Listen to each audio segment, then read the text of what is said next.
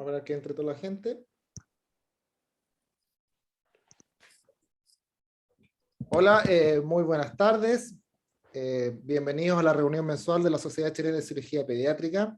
Hoy tenemos una tremenda reunión, tenemos unos invitados espectaculares, estamos muy orgullosos de los invitados que tenemos.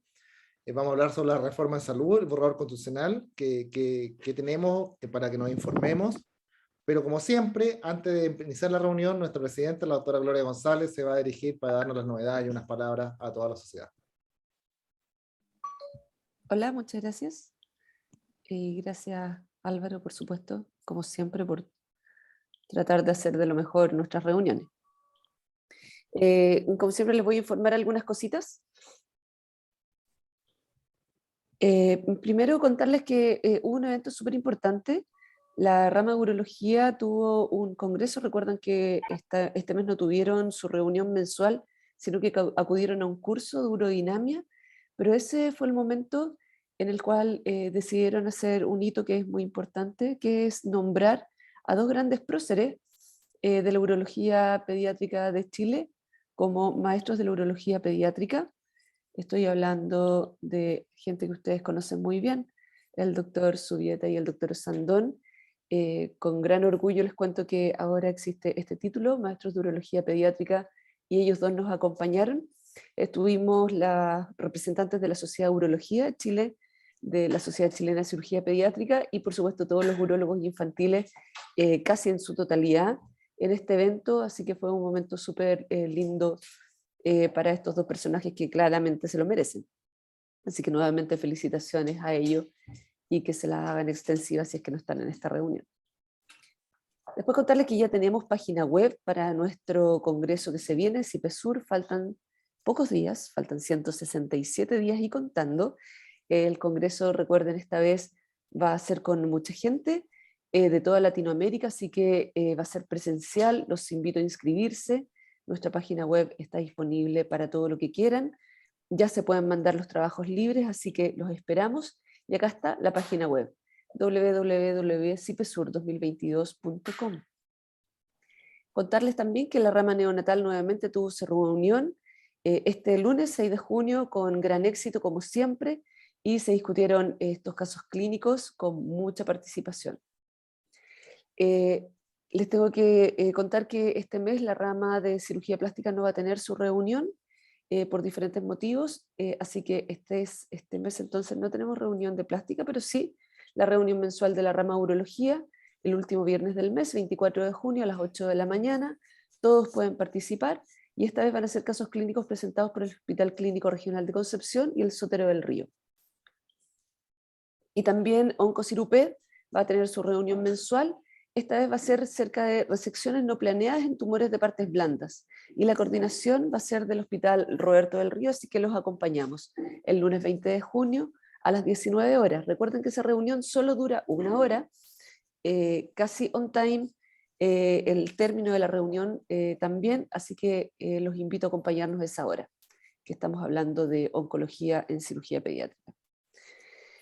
Recuerden todas las cosas que hemos hecho para los socios y por favor utilizarlo. Traducciones al inglés de sus trabajos de investigación que quieran mandar afuera, recursos que son disponibles como estadístico, apoyo en la base de datos, apoyo en socios que tienen experiencia en investigación que los pueden ayudar.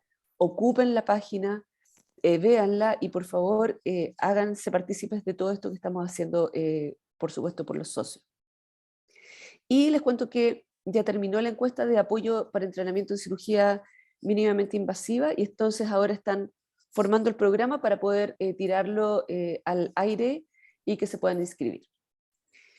Recuerden también que el grupo de innovación siempre tiene todos los meses todos los full text más importantes de lo que ha salido en investigación en cirugía pediátrica, así que también los invito a ir a la página y buscar sus artículos para que puedan verlos. Reciped se está conformando el nuevo grupo, así que pronto esperamos tener una reunión con ellos y que sigan participando. Recuérdenlos, por favor, los residentes de cirugía pediátrica, ustedes son súper importantes, muy importantes para nosotros, son el futuro de la cirugía pediátrica, así que queremos que se junten, queremos que se agrupen nuevamente y los esperamos tener pronto junto a nosotros. Y hoy día, entonces, me quedo con estos dos grandes invitados que van a estar con nosotros. Jorge Lastra y Emilio Santelices nos van a hablar del futuro de la salud en Chile y se llama Analizando el borrador constitucional. Así que tenemos algunas preguntas de antes, las otras las quiero que las hagan por el chat. Y Emilio, Jorge, muchas gracias por estar acá. Yo sé que su tiempo es súper apretado, así que muchas gracias. Y Álvaro, como siempre, gracias por la coordinación y continúa con la reunión de hoy. Muchas gracias, doctora González.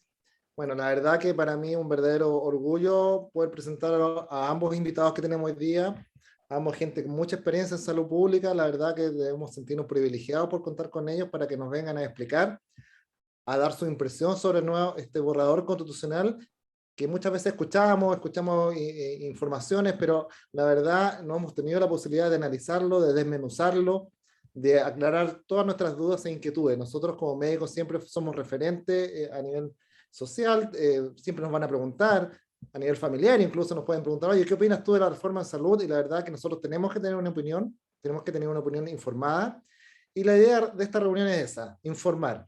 No queremos generar un debate, ¿no? o armar una polémica, solamente que dos personas nos vengan a exponer su impresión, sus preocupaciones, su angustia, su esperanza en estos nuevos borradores, y la verdad que la idea es que todos podamos hacer nuestras preguntas a través del chat. Solo se van a aceptar preguntas a través del chat. La idea es que no generemos opiniones ni debate entre nosotros, sino que podamos realizar y aprovechar, sacarle el jugo, exprimir a nuestros invitados y hacerle todas las preguntas que tengamos y las dudas. Vamos a partir primero que nada, primero va a partir el doctor Emilio Santelices, muy conocido por todos, quien es doctorado en salud pública, es ex ministro de salud y actualmente es miembro del Centro de Políticas Públicas e Innovación en Salud de la Universidad del Desarrollo. Así que, doctor Santelices, muchas gracias por acompañarnos, el auditorio es suyo. Les recuerdo a todos, perdón, disculpe un segundito, doc. Les recuerdo a todas las preguntas por chat y al final de la presentación se las vamos a poder hacer al doctor Santelices. Doctor, ahora sí, adelante. Muchas gracias.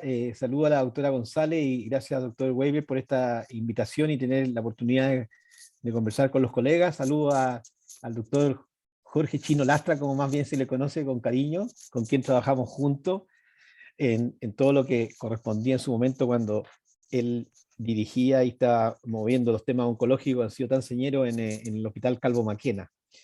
Bueno, yo mi presentación la voy a hacer muy breve para poder conversar. Voy a, en primer lugar, presentarles lo que está escrito. Es lo que les propongo hoy día para efecto de ser... ¿Ahí se ve? ¿Se ve la presentación ahí? Sí. Se ve bien. Perfecto. Entonces, quiero dos partes muy rápido.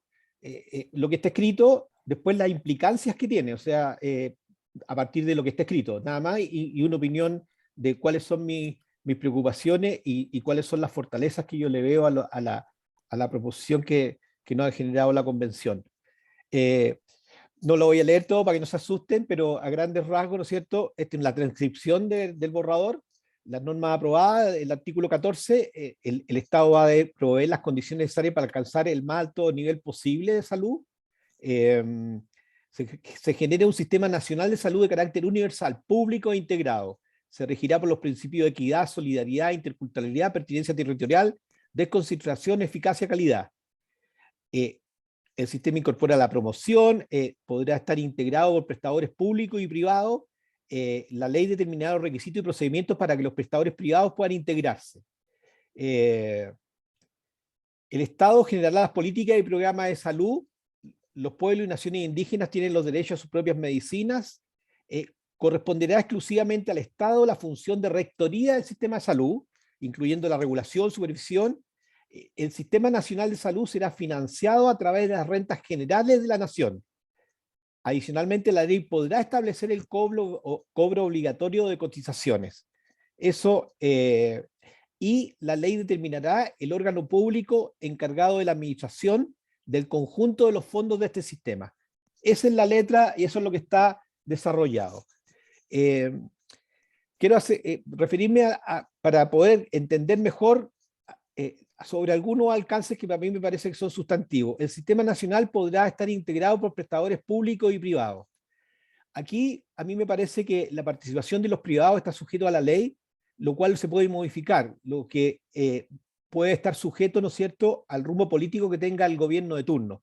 Esto obviamente genera una inestabilidad, dado que esto va a estar, como digo, sujeto a quien en un momento pueda estar administrando, que es la inestabilidad que yo personalmente combatí por el hecho de que cambia un gobierno y cambian los directores de los hospitales y cambian los directores de servicios. ¿Qué tiene que ver eso con el sistema sanitario y con la agenda sanitaria? Hay un tema que no queda resuelto y que establece una interrogante, como lo planteo yo acá, la forma de integrarse, como decimos, el sistema público y el privado, lo desconocemos, y hacer por los precios de transferencia, y hacer porque se contrata al servicio privado como un prestador a un arancel fijo. Ese es un tema que obviamente no está desplegado en las normativas constitucionales. Otro tema que creo que es donde está la situación más sensible, dice relación con el sistema nacional será financiado a través de rentas generales. Adicionalmente, la ley podrá establecer el cobro obligatorio de cotizaciones. Aquí claramente el alcance de este articulado es que se elimina la lógica de financiamiento mixto por impuestos generales. Es decir, hoy día, como ustedes bien saben, la salud se financia por impuestos generales más el 7%, que es más bien parecido al modelo inglés, perdón, al modelo alemán, al modelo francés, al modelo belga, que es lo que se llama el modelo Bismarck. Y se traslada definitivamente a un modelo Beveridge, que es el modelo en donde todo se hace por impuestos generales, es lo que dice la letra, es decir, se traslada al modelo inglés. En esa circunstancia, entonces, el FONASA desaparece como ente asegurador, que vela por los derechos de las personas, porque es el Estado directamente sin este órgano intermedio. Hoy día recordemos que un paciente con una garantía GES reclama al asegurador y este tiene que mandarlo a un segundo prestador. Se crea entonces un seguro único estatal que recoge el 7%. Desaparecen, por cierto, las ISAPRES y también desaparecen los seguros complementarios. ¿Por qué desaparecen los seguros complementarios? Porque el 7% se va al fondo común y por lo tanto ya no va a poder complementarse una persona que quiere comprar un seguro afuera, usar ese piso del 7%, va a tener que comprar un seguro completo de cero, o sea, va a tener que entregar su 7% y por otro lado va a tener que pagar de su bolsillo todo lo que corresponde a la atención de salud, al aseguramiento. ¿Cuáles son? Estos son los alcances de la propuesta, o sea, estos son hechos que se desprenden de lo señalado. ¿Cuáles son las implicancias para los usuarios? Lo quiero plantear en forma muy nítida porque aquí hay distintas miradas, del usuario, del prestador público, del prestador privado. Partamos por lo fundamental, los usuarios. Los usuarios de SAPRES deberán trasladarse al sistema público para encontrar en su oferta de atención la salud requerida. Quienes rechacen esta opción deberán comprar un seguro privado sin utilizar su 7%.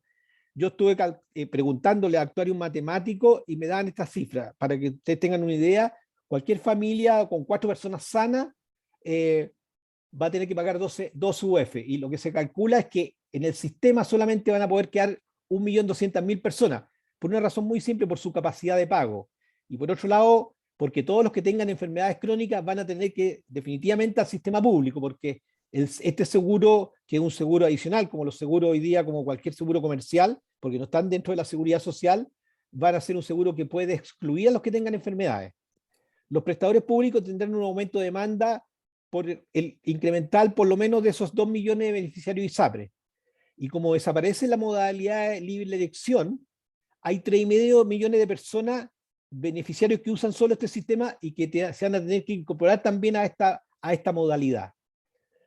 Implicancias para el trabajo médico. Se producirá una disminución de la población con seguros privados, por lo mismo que les señalaba anteriormente. Los prestadores privados deberán establecer una nueva relación con el pagador único estatal en convenio. Esto determinará una nueva relación con los médicos. No sabemos, como ya lo señalaba antes, cómo hacer esa relación. Va a ser, y por lo tanto, el prestador privado va a contratarlos como asalariados, va a ser pago con incentivos, pago mixto. Ese es un tema que obviamente se va a tener que desarrollar en el futuro. Se deberá esperar un aumento de oferta laboral pública del trabajo médico, porque como va a tener una gran demanda, deberá aumentarse ahí la oferta pública. Y obviamente disminuye la competencia por calidad y o precio. ¿Por qué? Porque obviamente hay menos jugadores en el sistema, hay un solo gran pagador, y hay un pequeño grupo de elite que va a tener una salud de otro nivel, digamos, que es lo que ha pasado en otros regímenes en donde esto se ha ido modificando, ya lo podemos conversar. Los seguros privados acudirán a nuevos contratos más restringidos para lograr primas de seguro accesibles para la población, o sea, ese 1.200.000 tampoco va a poder tener condiciones muy holgadas, porque el seguro privado, para poder subsistir, dado que es un piso muy alto de pago, va a generar restricciones también, y eso va a incidir obviamente en los salarios y en el trabajo médico. Ahora, para cerrar, yo creo que Chile demanda una transformación del sistema de salud que avance en mayor solidaridad al financiamiento, mejor uso de los recursos, que contribuya a la disminución de lista de espera, disminución del gasto de bolsillo y acceso a los especialistas. Eso, a mi entender, no es discutible, y es un tema que yo personalmente, cuando estuve en el ministerio, lo impulsé con mucha fuerza, y hablé de seguridad social en salud con mucha nitidez. Sin embargo, estas transformaciones, tal cual como están planteadas, claramente necesita, para poder llegar a este objetivo que yo comparto, intervenir el modelo de financiamiento para hacerlo más eficiente, solidario y equitativo. Tenemos que modernizar también la colaboración público-privada, generando una oferta de atención eficiente y equitativa con los precios de transferencia y hacerlo competitivo. Y tenemos una experiencia virtuosa en esto, la pandemia. En Chile no tuvimos el drama de la última cama. ¿Por qué? Porque desde el gobierno de la presidenta Bachelet, recordemos de su Bachelet 1, se generó la colaboración pública-privada formal en la gestión de camas críticas, que luego tuvo que desplegarse en plenitud. Tuvimos un mecanismo de pago ajustado que se le pagaba lo mismo al público y al privado a través de los GRD, o sea, eso ya es una experiencia, y que en la pandemia surtió su máxima expresión. Entonces, ahí hay un tema, obviamente, ya que conocemos. Ahora, si vemos que la propuesta que genera un salto copernicano de cambiarnos del sistema Bismarck, del sistema de aseguramiento al sistema Beveridge, tenemos que tener súper claridad y que ninguno de los dos sistemas es perfecto. Ambos tienen pros y contras y lo podemos conversar, pero resulta difícil entender este gran salto que se da en circunstancias que lo que ha pasado con todos los países es que a partir de los sistemas que tienen, ya sea bajo uno u otro de los modelos, lo que han buscado es perfeccionarlo, y hoy día todo el mundo está con problemas que son comunes a los chilenos: aumento de los costos, listas de espera, inequidades de acceso, gasto de bolsillo, falta de especialistas. Hay un estudio que salió esta semana del Observatorio Europeo, y yo lo invito a revisarlo y se lo puedo compartir, que hicieron sobre el modelo inglés, que algunos lo usan como gran referente, como faro para Chile. Y uno ve nítidamente ahí que un estudio hecho por todo el observatorio que representa a todo el mundo europeo, y ven que estos problemas están presentes y buscan maneras de resolverlo, pero sin abandonar el camino recorrido, sino cómo modificarlo. Y por finalmente, entonces, lo que yo veo es que Chile tiene un sistema de salud que es mejor que el inglés, que es mejor que los modelos incluso europeos, pero que obviamente tiene dificultades que tenemos que resolver.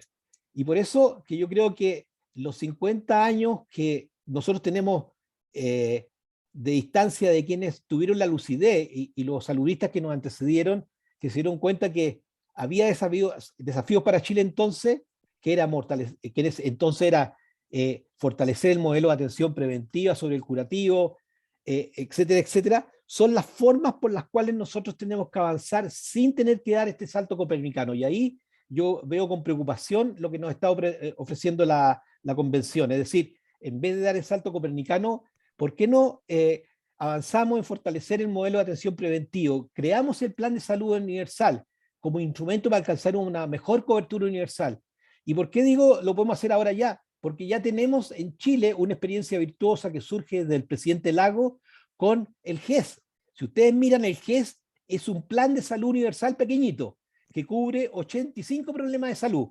No obstante, ya entrega cobertura al 60% de la carga de enfermedad. Tenemos la institucionalidad, tenemos la forma de financiarlo, tenemos las distintas instancias de conocimiento, etcétera, está la academia, ha participado la sociedad científica, o sea, Chile está a un paso de poder desarrollar un plan de salud universal. ¿Por qué postergar y confundir este instrumento que es el que nos lleva a la mejor cobertura universal? ¿Cómo no avanzar en diseñar un pool de riesgo único que solidarice el riesgo? ¿Cómo nos articulamos mejor a partir de la experiencia la colaboración público-privada? ¿Cómo nos hacemos mejor uso de las tecnologías como un medio para establecer nuevas formas de entregar y democratizar la salud? Es allí donde yo veo que nosotros podríamos hacer cambios sustantivos sin tener que ir a hacer este cambio copernicano que confunde los objetivos con los instrumentos. El objetivo es solidarizar, generar una cobertura universal y avanzar como instrumento con un plan único. Pero decir que porque cambiemos el modelo, porque nos enamoramos de un modelo por impuestos generales, que no es el objetivo en sí mismo, yo creo que nos genera un riesgo con todas las incertidumbres que yo señalaba anteriormente. Nosotros creemos desde el Centro de Políticas Públicas en la necesidad de hacer cambio al modelo de financiamiento y la forma de entregar salud a la población. La discusión pudo ser un espacio para sentar las bases de estos cambios que nos ayudarán a resolver los problemas. Listas de espera, falta de especialistas, iniquidad de acceso y gasto de bolsillo. Valoramos la propuesta constitucional que promueve el derecho a la salud, un entorno saludable, ocupando de las determinantes sociales y la instalación de la atención primaria como base de nuestro modelo de atención. Sin embargo, el abandonar la vocación transformadora por una refundación del sistema en su conjunto de la espalda a las anheladas soluciones que requiere y instala incertidumbre y riesgo en especial para los más vulnerables y a los portadores de enfermedades crónicas. Muchas gracias. ¿Estás muteado, Álvaro? Sí, muchas gracias, doctor Santelice. Tenemos una gran audiencia hoy día.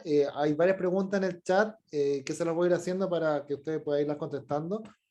Primero, el doctor Campos nos pregunta si se manifiesta el texto actual por la posibilidad de prestadores privados, ya sea personas o instituciones, aunque sean financiados por el Estado a través del 7%. Si va a existir esa posibilidad de generar de entes privados de salud, según como análisis del texto. No, lo que se desprende del texto es que hay un solo pagador que dice el texto en una de sus partes que el 7% se recauda de todos los chilenos y se genera un ente que es el que le va a pagar a los prestadores. Ese ente, de alguna forma, no está explícito, va a tener que generar los contratos con los prestadores privados y públicos y a partir de ellos se va a desprender cómo le van a pagar a los trabajadores que operen en hospitales privados y también en los públicos. En los públicos probablemente pueda ser sin tan grandes cambios, pero en los privados absolutamente no hay conocimiento de ello. Perfecto.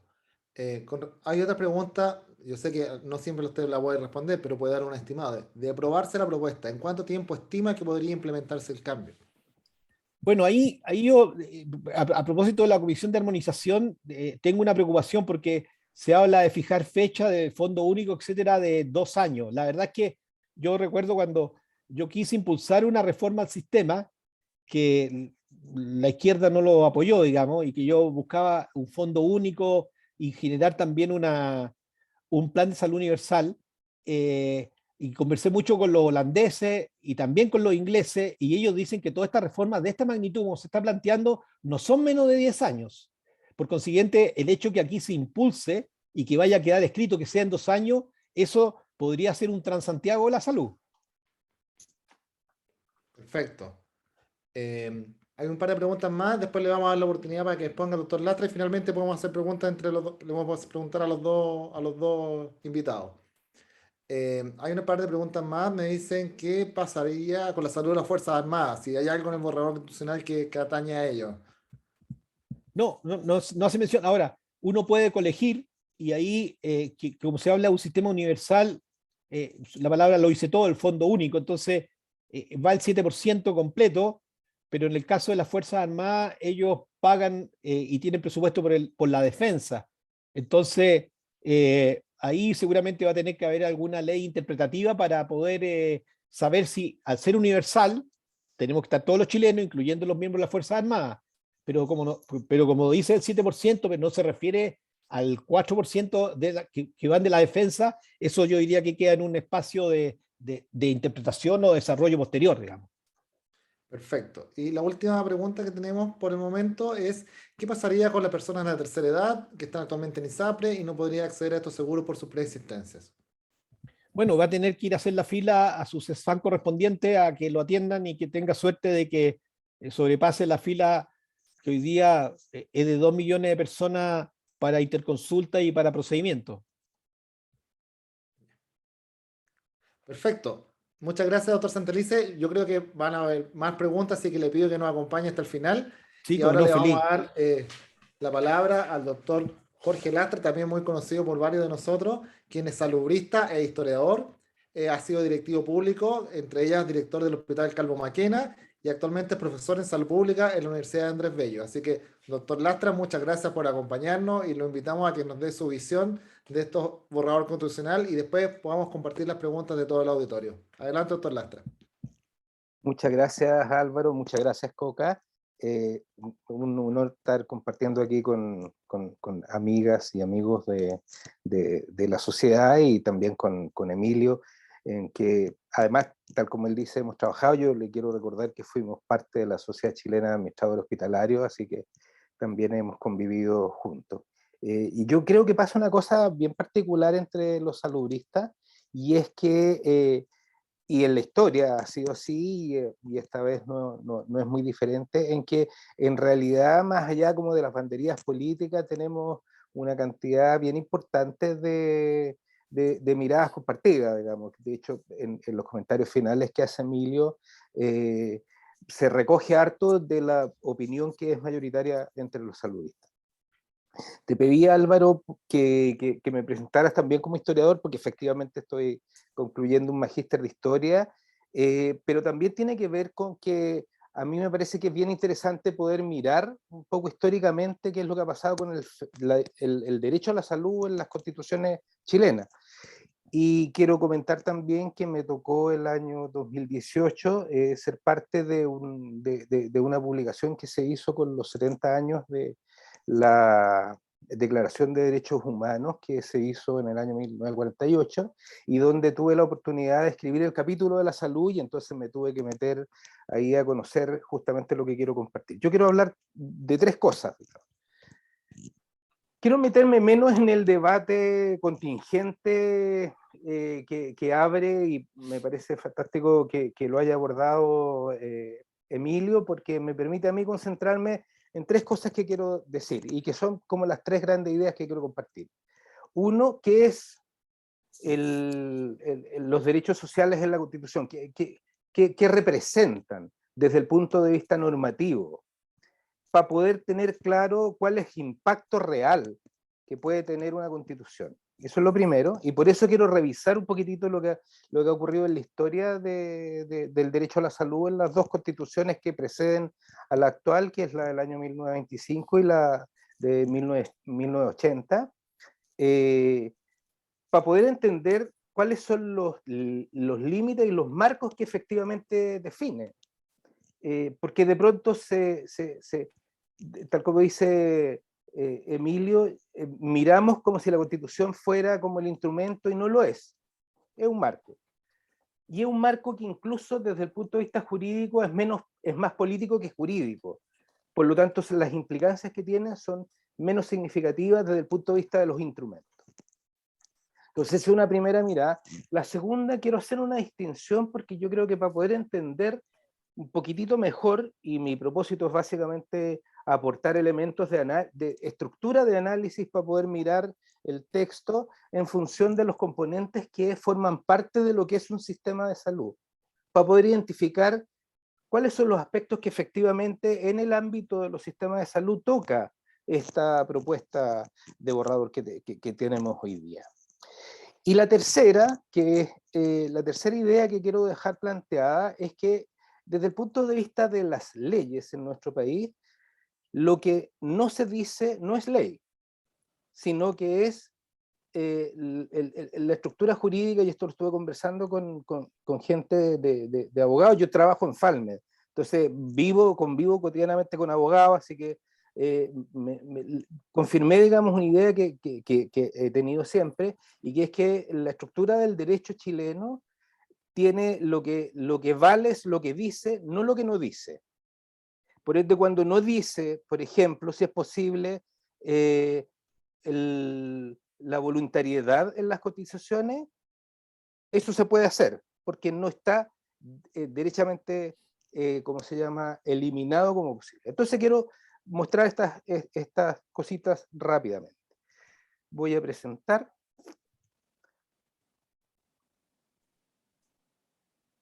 Eso. Entonces, quiero, más que meterme en una opinión a favor o en contra, quiero dar una estructura de análisis. Eso es mi propuesta. Tengo opinión, pero la opinión respecto de la Constitución a mí me parece que exige más que una mirada particular de los derechos, una mirada de la Constitución. O sea, cuando uno aprueba o rechaza, la decisión que toma no es respecto de la estructura que tiene el derecho a la salud, sino que es la estructura que presenta en términos políticos, jurídicos, el conjunto de la propuesta. Entonces, nos obliga a tomar decisiones que sean decisiones sobre la base de la estructura global de esta propuesta. Distinciones sobre el sistema de salud, la Constitución como marco y la propuesta actual analizada en función de los componentes. Quiero recordar una cosa que en salud pública es bien común, pero que no necesariamente es común en el mundo médico, y es que los sistemas de salud tienen 4 componentes. Algunos autores hablan de 3 porque juntan el seguro con el financiamiento, pero en general preferimos, desde el punto de vista didáctico, establecer 4 grandes áreas. Un área que tiene que ver con la rectoría, que es donde están las decisiones de política, de programas, de normas, o sea, donde está la autoridad que determina sanitariamente lo que el país hace en las distintas materias. Una segunda parte que tiene que ver con el seguro y financiamiento, y el financiamiento tiene que ver con los mecanismos de obtención de los recursos y los mecanismos que se asignan, de la manera en cómo se asignan para pagarle a los prestadores. El seguro define los planes, los tipos de prestaciones, las coberturas poblacionales, etcétera, que tiene, y la provisión es donde vivimos nosotros habitualmente, que tiene que ver con esta estructura de prestadores, ¿no? Prestadores públicos, prestadores privados, prestadores institucionales, prestadores individuales. Este es el marco que define lo que es un sistema de salud, y entonces a mí me parece que esto es bien importante para establecer las diferencias, a dónde se mete la propuesta y dónde no se mete, o dónde se mete de una manera y dónde se mete en otra. Esa era la primera idea. ¿Cuáles son los componentes de un sistema de salud? La segunda idea tiene que ver con la historia del derecho. Curiosamente, Chile establece en el año 1925, en la Constitución de Alessandri, que una suerte de derecho a la salud asociado a la importancia que tiene la salud en el trabajo. Entonces tiene que ver con los procesos de industrialización del país y ese tipo de cosas. Desde ahí surge la primera idea, la primera noción de derecho a la salud. El año 1948, las Naciones Unidas, posguerra, toma la decisión de establecer los derechos humanos, y dentro de los derechos humanos establece uno de ellos como el derecho a la salud.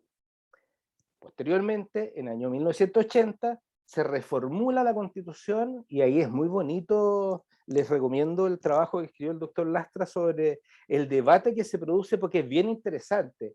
Uno conoce el texto final, pero están las actas de la comisión. Yo me metí a estudiar las actas del debate constitucional de lo que se llamaba la Comisión Ortúzar, y es bien bonito ver el debate, ¿no? Y cómo se fueron resolviendo finalmente en materia de salud. Hay que decir aquí que Fernando Matei, por ejemplo, fue un furibundo defensor del derecho a la salud y de la responsabilidad del Estado, y criticó la idea de la subsidiariedad, pero finalmente ganó más bien la idea de la subsidiariedad.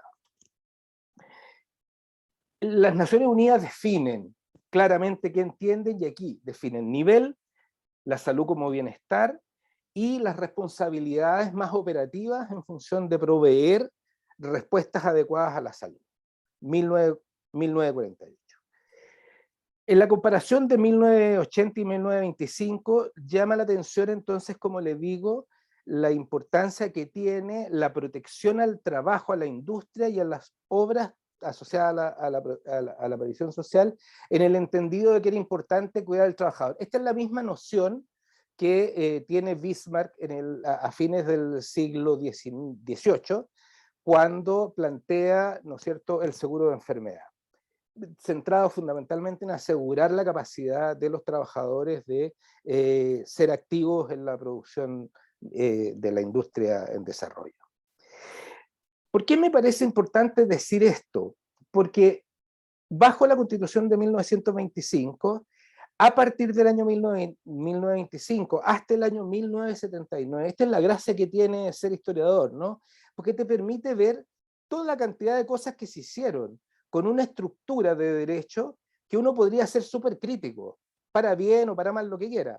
Pero finalmente, la Constitución propiamente tal, la estructura con la cual fue descrita el derecho a la salud, no fue relevante a la hora de lo que pasa en salud en nuestro país, sobre todo porque finalmente nosotros llegamos a tener una cantidad de estructuras legales que daban protección social a la salud en los distintos ámbitos. Por lo tanto, la definición que la Constitución tenía, si bien no era un apoyo, tampoco fue nunca restrictiva para aquello. Y con la Constitución del año 80, que básicamente tiene esta lógica subsidiaria, ¿no?, en donde la responsabilidad del Estado es asegurarle a la población a la protección, un libre e igualitario acceso, pero fundamentalmente al derecho a elegir, ¿no? Sin embargo, esa estructura que uno podría decir ser súper crítico o no, depende de la posición que uno tenga, al final de cuentas permitió el desarrollo del auge. El auge es absolutamente contracultural a lo que en términos estructurales fue definido en ese modelo de derecho a la salud. Tal es así que finalmente, y Emilio le tocó, digamos, sobre todo en el primer gobierno del presidente Piñera, en donde se establece la primera discusión sobre cuál era la reforma que había que hacer en el arreglo de seguros que Chile tenía. Lo que entonces se plantea de parte del Tribunal Constitucional primero y de parte de la Corte Suprema posteriormente, es que el régimen de garantía definió un modelo de aseguramiento que ponía en obligación a los seguros de proveer la salud. Ustedes se acordarán, ustedes son pediatras, cirujanos pediatras, entonces se acordarán del caso famoso de ese paciente que fue nuestro en el Calvo, y que era un paciente que requería de una cirugía, de una reposición de la válvula mitral, pero que tenía una estructura del tabique miocárdico que impedía que se pudiera hacer una cirugía del tipo de la que ellos querían, y sin embargo ellos accedieron a una posibilidad en Estados Unidos, y la Corte Suprema determinó que, dada la responsabilidad del seguro, lo que había que hacer entonces era pagar esa prestación. Después hubo todo un debate, pero lo que le quiero decir es que el marco constitucional del derecho a la salud puede constituirse en un soporte positivo, pero en tanto no dice lo que no tiene que hacerse, no constituye restricciones severas. Esa era la segunda afirmación que quería hacer, y la tercera afirmación tiene que ver con cómo entonces esta propuesta, que ha comentado muy bien Emilio, yo quiero descuartizarla, disecarla, diríamos quirúrgicamente, con el objeto de identificar a qué partes corresponden cada una de ellas. Entonces, a mí me parece que hay un primer elemento que es importante y que tiene que ver con que en el ámbito de la rectoría, esta propuesta constitucional es súper sólida. y es súper sólida porque define dos cosas que me parece que son bien importantes y que, tal como dice Emilio, no son discutibles, digamos. La primera es que el Estado es responsable de proveer el derecho a la salud, pero además agrega una cosa que es bien interesante, y es que algo que los saludistas hace rato venimos planteando, la necesidad de que la salud tenga una implicancia sustantiva en el desarrollo de las políticas, de tal manera que cuando discutimos sobre la ley del tabaco, lo hagamos no solo con la lógica comercial, que a mí me parece que es imposible, o económica, sino que también hay que incorporar una lógica sanitaria y ver cómo conciliamos eso. Entonces, la propuesta constitucional lo dice claramente, que es responsabilidad del Estado proveer una salud digna para todos los chilenos, etcétera, pero también dice que es importante que impregne las políticas en este sentido. Desde el punto de vista del ámbito del seguro y del financiamiento, Emilio lo ha dicho correctamente, plantea una cosa que nadie discute, que tiene que ver con la necesidad de la universalidad y lo solidario, ¿no? Que es una cuestión que ha sido propuesta por prácticamente todos los grandes boards que están analizando el tema del seguro en el mundo, y después se mete en el financiamiento, y en el financiamiento efectivamente hay una afirmación categórica que tiene que ver con los impuestos. Como un financiador fundamental de la provisión de servicios. O sea, le pone la responsabilidad a los impuestos generales para financiar la salud. Y dice una cosa que es bien importante, y hay cosas que no dice, por lo tanto todo el resto está abierto como posibilidad. Es que eventualmente se puede incorporar obligatoriamente la cotización, de manera que todo el ámbito de las cotizaciones voluntarias no está señalado, y como no está señalado dada la estructura del derecho en Chile y de las características de política jurídica que tiene la Constitución, nadie cuestiona la posibilidad de los seguros complementarios. O sea, uno podrá discutir lo que sea. También es importante que afirma que muchas de estas decisiones son de la ley. Ahora, ojo, la ley no la determina el Ejecutivo, no la determinan los gobiernos, la determinan los parlamentos. Por lo tanto, es el espacio de deliberación democrática, es donde deben resolverse las cosas que están pendientes. Habla efectivamente de la integración público-privada y no la define, y me parece bien que no la defina. O sea, a mí me parece que ahí sí que la Constitución, la Convención Constitucional se habría metido en un terreno que yo por lo menos lo habría cuestionado, porque lo que corresponde hoy día es que se haga efectivamente un debate técnico respecto de cuáles son las modalidades, y tal como dice Emilio, los mejores ejemplos lo hemos visto en estos últimos, no sé, 10, 15 años, donde la complementariedad público-privada ha sido un tremendo ganancial para el sistema en términos de generar respuesta. No dice más.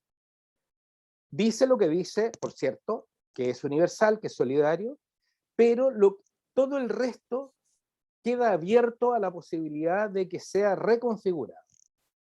Por último, en el ámbito de la provisión, agrega otra cosa que yo celebro mucho, y ahí tengo que reconocer mi sesgo básico e histórico, que es la importancia que le asigna a la atención primaria.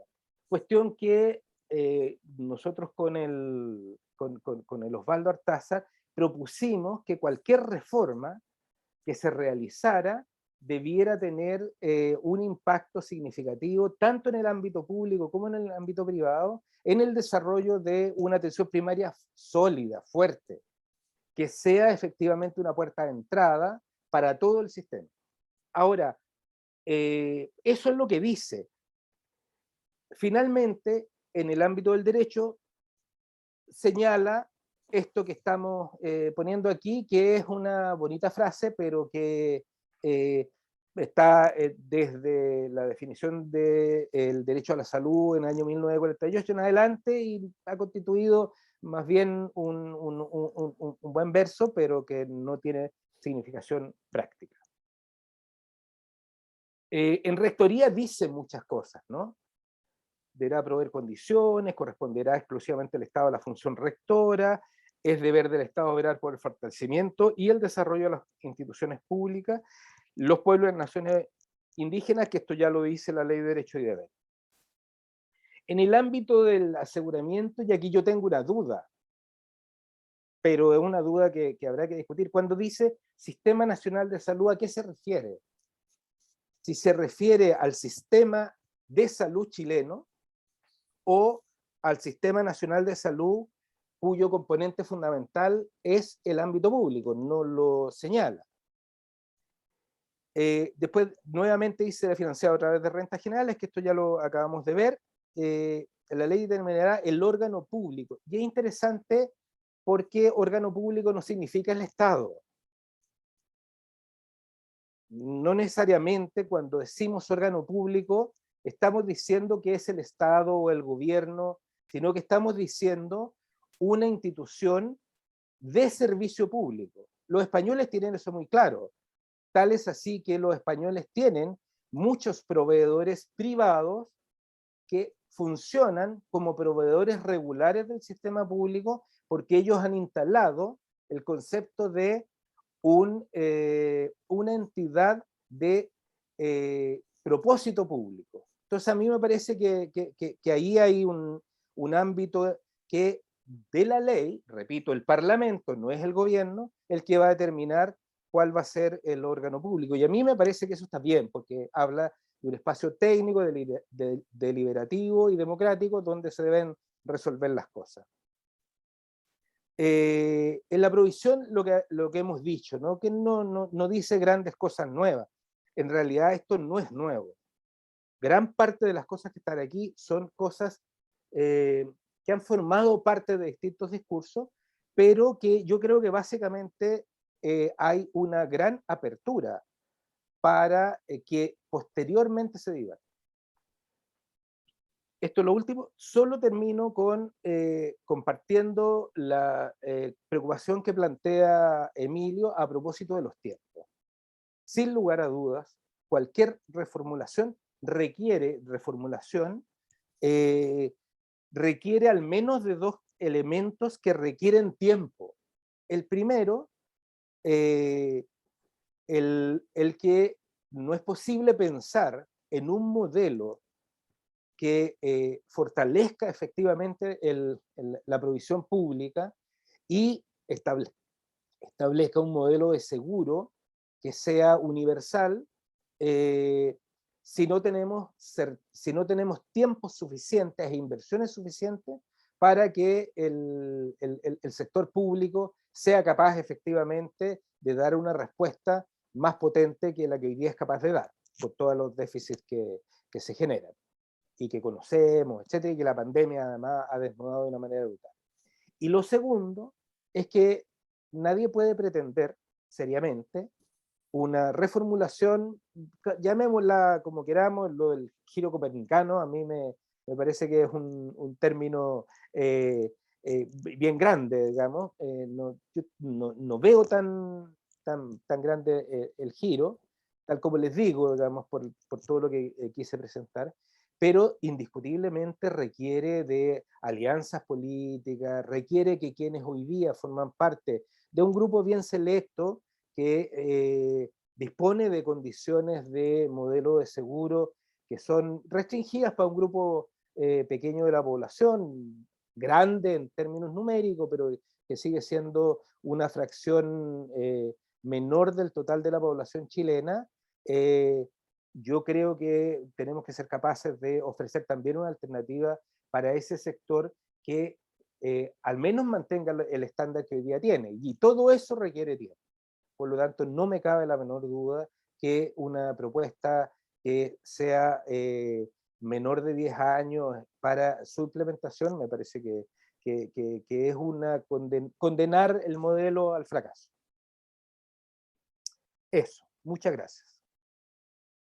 Muchas gracias, doctor Lastra, por su presentación. Les vamos a hacer algunas preguntas. Les quiero recordar, porque hay algunos que han levantado la mano, que como definimos esta reunión, las preguntas son solo por chat, así que si alguien quiere alguna pregunta, alguna duda, lo invitamos a hacerla por el chat. no se van a permitir comentarios personales en este momento. Vamos a hacer las preguntas. Nos pidieron que le hiciéramos la misma pregunta que el doctor Santelice al doctor Lastra, entonces vamos a repetir algunas ya las contestó su opinión, pero las que no, le voy a pedir si, en su opinión, doctor Lastra, el texto actual manifiesta la posibilidad de prestadores privados, ya sea personas o instituciones, aunque sean financiadas por el Estado a través del 7%. ¿Cuál es su opinión al respecto? A mí me parece que es claro en términos de dar espacio a la participación de proveedores privados. Yo creo que si uno le pone nombre a dónde se produce la revolución más importante o el cambio más importante, en el modelo del seguro, no en el modelo de provisión. El modelo de provisión queda abierto a la integración pública y privada, y tanto individual como colectivo, por lo tanto no está negado en el actual modelo que plantean, pero además, ojo, en tanto no está cerrada la posibilidad a que se establezcan cotizaciones adicionales para prestaciones privadas. Eso puede ser si en tanto son voluntarias. Perfecto. La otra pregunta que a raíz de esto se vendría, y en caso de estos seguros de salud, ¿qué pasaría con las personas de tercera edad o con preexistencia? Que estos nuevos seguros probablemente no las recibirían. ¿Se dice algo? ¿Hay algo al respecto? ¿Qué opinión tiene usted al respecto? ¿Qué podría pasar con esa gente? Yo quiero recordar que la eliminación de las preexistencias ya está instalada actualmente. Por lo tanto, es irracional pensar que un modelo que busca mayor solidaridad, mayor universalidad, pueda ser discriminador de grupos de población que tengan preexistencia. Por lo tanto, no hay ninguna posibilidad de que eso surja, tanto porque hay un concepto explícito de una salud no discriminatoria, como por el hecho de que hoy día ya hay una eliminación de preexistencia.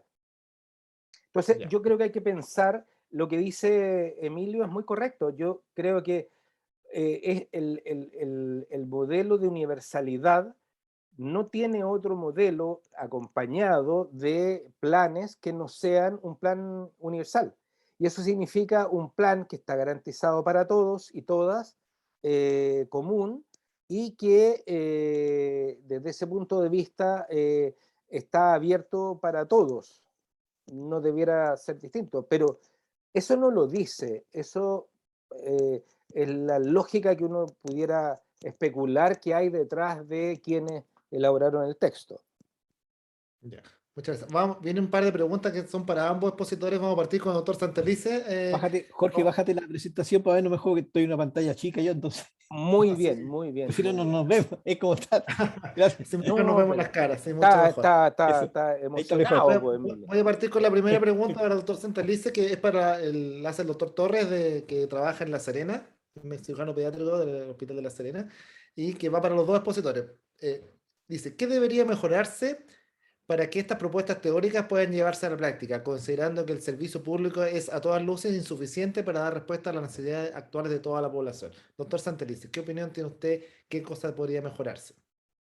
Bueno, esta respuesta es al margen de lo que estamos discutiendo, conversando de la Constitución. O sea, yo pienso que aquí tenemos que el modelo de atención trasladarlo y ponerlo desde hospitalocéntrico a atención primaria, prevención, cuidado de poblaciones. Eso es un eje central. O sea, aquí el peso de la prueba hay que ponerlo en los próximos años en la atención primaria. ¿Cómo prevenimos? ¿Cómo hacemos prevención primaria, secundaria? Por un lado, en términos de provisión de servicios. Y en segundo lugar, estoy planteando los ejes más importantes, el cambio del modelo de financiamiento a que avancemos en un plan de salud universal. Ese para mí es un instrumento central porque va a alinear a todos los actores públicos y privados, prestadores y financiadores, a un mandato en donde en la base el país, cualquier chileno, en función de sus capacidades contribuye y recibe en función de sus necesidades. O sea, equidad en el seno del modelo y teniendo como instrumento el Plan Universal de Salud. Y eso es un tema que lo podemos desarrollar mañana, como ya lo decía, porque Chile ya tiene, desde el presidente Lago hasta ahora, esa experiencia ganada con el GES. Entonces ahora la podemos extender. Yo hoy día presido el Consejo GES y yo lo he planteado, nosotros deberíamos del Consejo promover que se haga un ejercicio con los estamentos existentes para poder diseñar el plan de salud universal. Porque está todo, están las sociedades científicas que han dicho estas son las patologías, así se tratan. Es decir, tenemos como país mucho camino adelantado. Y ahí es donde yo veo que estamos distrayendo en lo que ya tenemos. Perfecto. Doctor Lastra, ¿algo que agregar? Yo quiero decir dos cosas. Uno, que se nos puso marxista Emilio, porque esto de que a cada cual según sus necesidades y de cada cual según sus capacidades, eso es de Marx, así que ya me está generando sospecha estas opiniones. No, yo estoy de acuerdo con las dos que plantea Emilio, yo agregaría algo más. Si uno quiere avanzar en una propuesta de, repito, de seguro universal y plan de provisión universal,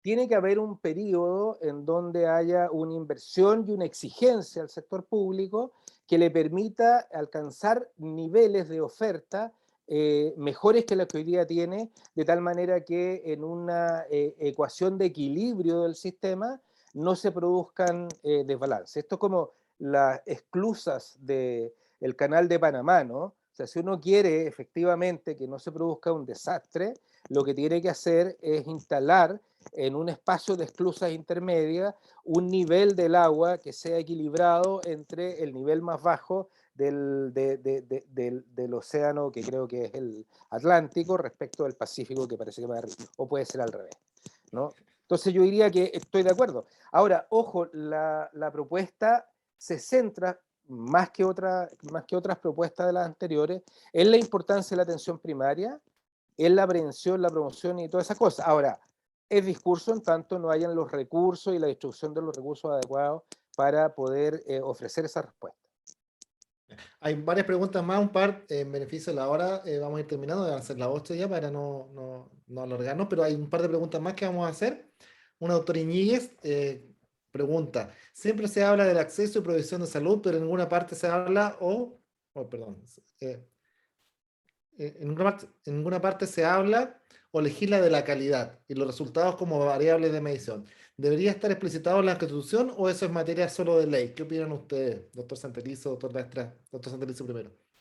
Bueno, lo primero que, Jorge, tú comentás conmigo que ese pensamiento que yo planteo viene de los escritos de justicia social y de sanitaria de los tomistas de Tomás de Aquino, digamos, o sea, antecedieron a Marx. Eso por un lado, pero yendo a la respuesta concreta, a ver, todos esos temas que plantea el doctor Iñigue son materia de ley, pero aquí igual quiero volver al punto. Yo creo que aquí la propuesta constitucional se pasó dos pueblos, porque si se hubiese quedado en los principios que hemos compartido, ustedes ven con Jorge, que son universales y sobre los cuales tenemos que avanzar y profundizar, y no hubiese entrado, insisto, en el cambio copernicano, porque efectivamente el financiamiento, tal como se planteó, le pone un exocet a la línea de flotación de cuestiones que hoy día en Chile para los chilenos son muy valoradas. O sea, el FONASA como lo conocemos desaparece, la modalidad de libre elección desaparece, que las personas puedan atenderse y elegir desaparece. Entonces, es muy peligroso a la hora de que aun cuando compartamos lo esencial que tiene que tener una constitución que se acerca a las personas, pone un exocet en la línea de flotación del financiamiento que va a ser inviable que esos atributos que ya se han ganado se puedan mantener. Y eso es lo que yo considero que es extraordinariamente peligroso a la hora de pensar en lo urgente que hoy día tenemos en salud en Chile. Es decir, la situación que estamos viendo es muy dramática. La epidemia, la enfermedad mental que hoy día tenemos, el problema de los enfermos crónicos postergados por la pandemia, el gasto en salud que se va a incrementar por las secuelas que tenemos de pacientes COVID, entre otros, las brechas de poder atender a todos por los aforos que todavía se tienen que restringir. O sea, lo que nos espera en los próximos 5 años en lo sanitario es de tal magnitud que si nos concentramos en ir a cambiar el sistema radicalmente, nos vamos a distraer en esos temas que hoy día apelan a de forma urgente a la población. Entonces, ahí está mi preocupación. Yo me lo he pasado, afortunadamente, hoy día la tecnología en foros internacionales, y los tipos no se están preguntando ir a refundar los sistemas, sino que están mirando en forma urgente cómo los intervienen para mejorarlos. Y creo que en Chile estamos a puerta de poder hacerlo, a no ser que se apruebe lo que se está planteando. Y eso yo lo considero que es riesgoso para lo que tenemos que hacer en la población hoy día, digamos. y tenemos que meterle más lucas al sistema a propósito de una pregunta que se hacía, o sea, tenemos que aumentar 2 puntos porcentuales del PIB para el sistema público sí o sí, pero también tenemos problemas económicos porque tenemos una crisis universal, entonces estamos metidos en un, como diría Pedro Carcuro, en un problema morrocotudo, digamos.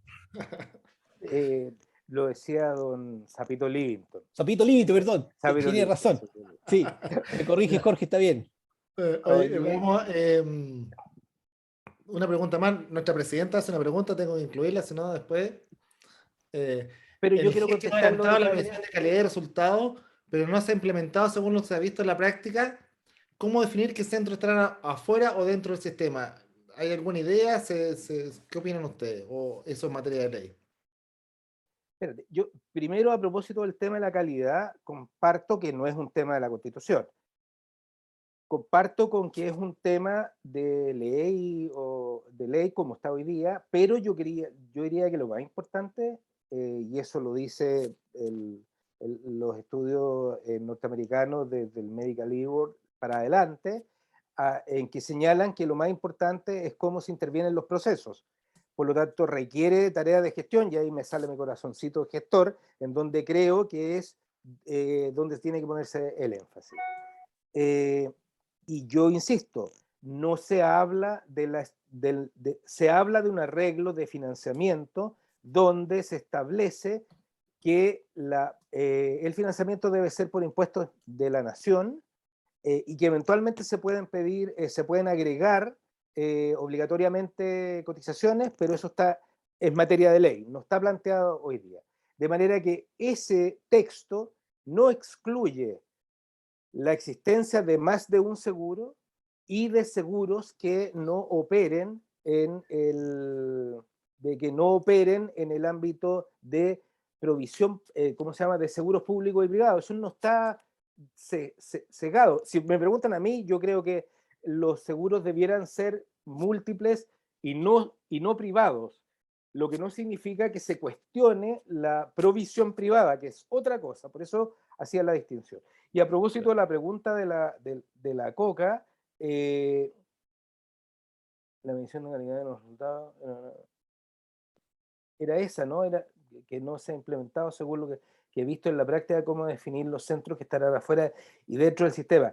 Uf, menuda pega, doctora. O sea, yo creo que eso definitivamente, y por Dios que no aparezca en un espacio de esta envergadura que es político, jurídico, repito, cuando estas son materias mucho más de gestión, de legislación normativa al interior del sistema, más que definiciones de carácter tan generales, que me parece que ahí sí que se mete en un ámbito que no debe meterse el marco constitucional.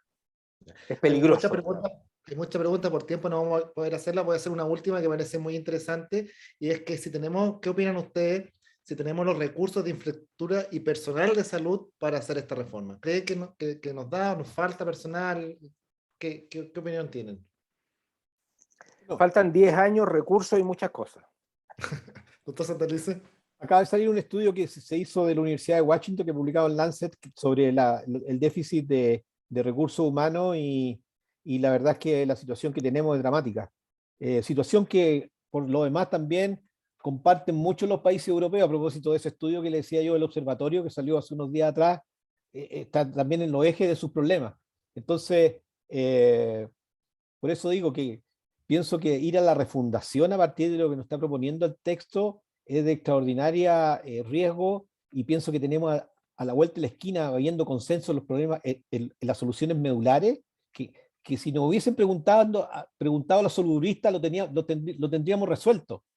Porque como decía Jorge, coincidimos en la mirada de cómo hay que avanzar, te fijas, porque estamos en el día a día en esto, pero no ocurrió. Entonces tiene un sesgo más político, más ideológico, y no ir a preguntar a quienes están operando y están todos los días en el quehacer de la salud, digamos. Bueno, estamos en la hora ya. Le quiero dar las gracias, realmente ha sido una espectacular reunión. Quiero agradecer a los dos el tono constructivo que tuvieron para presentar su idea. Doctor Santelice, doctor Lastra, ha sido un gusto, un honor contar con ustedes, un privilegio. Bueno, las preguntas se podrán seguir realizando. Yo los invito a todos a seguir debatiendo estos temas en sus hospitales con sus conocidos. Así que muchas gracias a todos por participar y muy contentos. Así que muchas gracias y nos vemos en la próxima reunión el próximo mes. Hasta luego. Gracias. Hasta luego. Que estén muy bien. Un gusto verte, Jorge. ¿Ah? Un abrazo. Igual, Emilio. Gusto Coca. verte. Chao. Un abrazo, Emilio. Muchas Gracias, por participar a Doc. todos. Muchas gracias. Besos a todos. Más felicitaciones de todos los asistentes a ustedes también, doctores. Muchos agradecimientos a ustedes en el chat. Gracias, Álvaro. Muy bien. Muy amable. Gracias. Gracias a ustedes, muchas gracias. Gracias.